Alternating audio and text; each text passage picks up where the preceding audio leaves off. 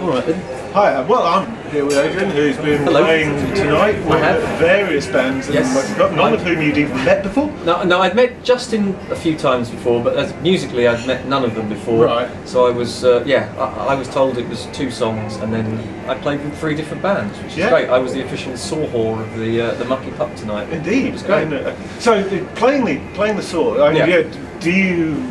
it's always intrigued me how you sort of tune it. Is it clearly just by ear? It's just by ear, really. I mean, there are. I mean, as you're sort of bending it, there are kind of points on the saw where you know if you bend it a certain way and you put the bow in a certain point, then that will make that note. Right. But I mean, the problem is more to kind of get the relative pitch between the others and to be in tune with the person you're playing with as well. Yeah. Because obviously people. Well, that must take a really good ear because you have to pick up the. It does take. I mean, luckily because I sing with a singer that's got quite an unusual voice and can sing quite well. Martin is quite a good singer.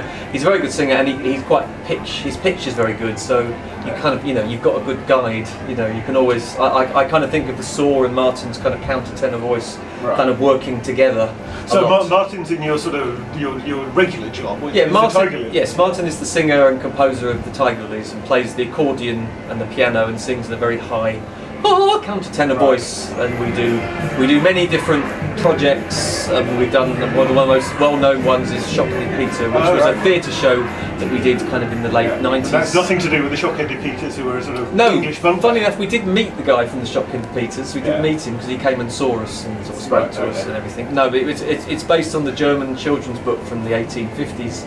That was that was kind of a cautionary tales about telling children not to kind of suck their thumbs or they'll have them chopped off, or to not play with matches or burn to death. So the Shock-Headed Peter is kind of like a bogeyman. It's a kind of series of the Shock-Headed Peter character was kind of like a warning to children, and then the book was a series of cautionary tales saying that all these different things that naughty children shouldn't do. If they do them, these consequences will befall you. And in our version, we ended up killing all of them. The result. Because the Tiger Lilies definitely have a sort of dark humour going through, don't they? Death. Yeah, basically prostitutes, death, whores, drugs is kind of but with humour, always with humour. So there's always some kind of black comedy. So does this reflect your real life? Is it all about death and whores in your real life?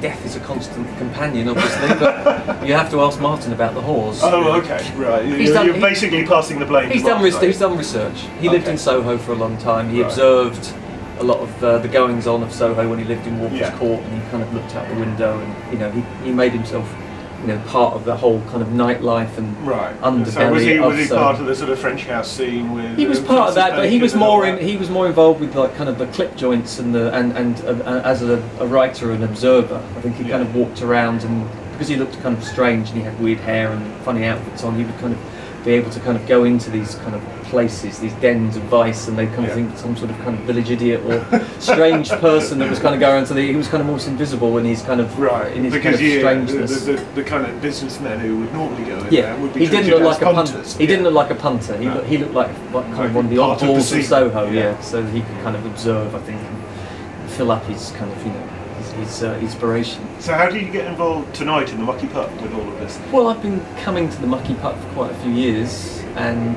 known Angus quite well, and I've played here with some other bands, and I've done these odd little things here with Angus, and so Angus called me up a couple of weeks ago and said, do I want to come and play some saw with Justin and Vadim? And I thought that sounds nice, because I've been doing a lot of other gigs, so it'd be nice to kind of do something different. So outside of the Tiger Lilies and your sort of pick-up stuff, is there any other projects you got going on at the moment? Not really. I was playing with I played for a couple of years with Stuart Staples from the Tindersticks. Oh yeah. And I did a couple of albums with him, playing bass and touring.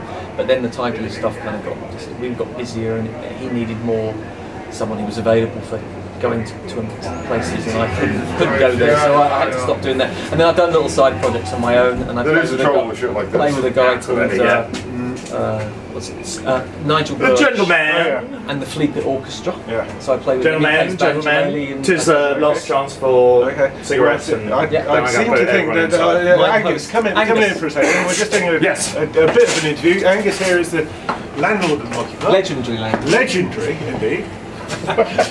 And guitar player. I've never had to play, play guitar that. before. Angus, that was really nice. Oh, I still haven't. I heard him play loads of times. I was in a band with him in the 90s, a long time ago. But it was through Angus that this whole night has become a thing, and most enjoyable it was too.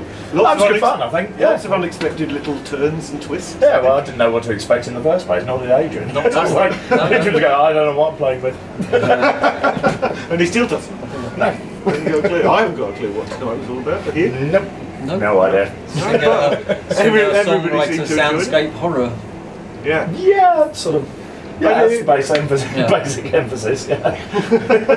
Which obviously Saw and Theremin worked very nicely with her. Yeah, because you were playing theremin as well. That's a legendary, difficult instrument to play, because you got the volume of one thing and you got the tone and pitch on the other. Yeah, well, it's hard because you don't touch it, so you just have to kind of hope. And then once you've kind of found the note, if you ever find it, which a lot of people never find the note, then to kind of get the next note, you have to have kind of reasonably good ear to get the relative pitch.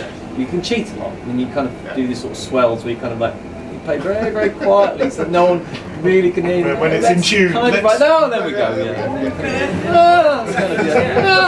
It's kind of like cries of shock and surprise every time you do actually find the right note. It was weird though on that last track with the quiet bits. I mean, I was just sort of playing volume controlled stuff, and at certain points I was going, is that Adrian or is that me playing that note? The thing about it, we suddenly swell. I'm trying to kind of listen. If I listen to you, hopefully I can find the right note and swell, kind of make a nice, make a nice noise. That was great. It was great fun. Yeah, and I have to say, I thought it worked well with all the bands, because they were very different sort of styles. You know, Tolerance Maneuver, for example, quite sort of ambient. Well, that's nice, more space, more kind of just putting a few nice notes in the middle of what they're doing. Well, I noticed you were kind of hitting. Yeah, I've got a mallet as well. You can kind of do a sort of bell-like tone. That kind of rang through. Yeah, you can kind of do a couple of notes. You can either kind of hit it very aggressively and kind of make it, or you can kind of just hit one note and kind of let it ring, kind of like a bell-like tone. Which is, it was a shame with the Tolerance Maneuver, basically. We couldn't mic you up because there was too many mics being used in the whole shit. Because the bell bits. Yeah, if you told they capable. So if I gave you a saw, could you play it, or does it? I've got musical saws, but I've been to like hardware stores and like I've auditioned saws. I've sat in tool shops and like got a load of stores off the wall and then started playing them and seeing if any of them kind of work or not. How often do you get ejected from hardware stores? Depends how often I lose my saws or someone says I want to go and buy 10 saws for these other people to play. Usually it's when like an airline or someone loses your saw, you have to go, well, what am I going to do now? So then you go to the hardware store. Imagine flying with a saw nowadays is quite difficult. We have to put it in the bass case, but there's been quite a few times when my luggage hasn't shown up and then they get a bass but they can't get a saw. So then you say, okay, where's the nearest hardware shop? And then you go down there and you hopefully find something that's playable.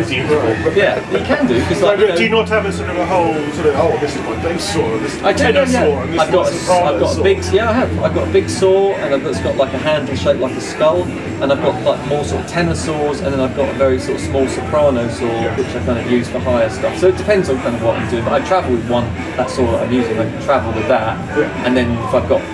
Do you ever get stopped at customs and say, excuse me, sir? Well, they don't. I have kind of gone up to them and they've sort of gone, whoa, freak out. But it's usually what I'm checking it in because I know I can't take a saw. It's not going to happen. You know, so I usually check it in. But when they X-ray it and they open it up, and then they kind of go, and they kind of everyone starts, oh my god. You know. As a terrorist symbol, the saw is probably pretty ineffectual.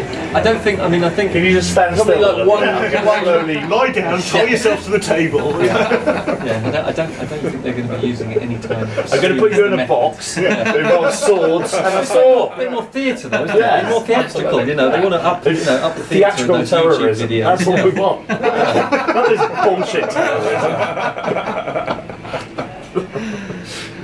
Anyway, it's been an absolute pleasure talking to you. Cheers. And thanks a lot, Angus. Cheers, guys. And thanks, Angus. Thank you, Adrian. Thanks for dropping down, man. No problem. Appreciate it. It was great fun. Thank you, guys.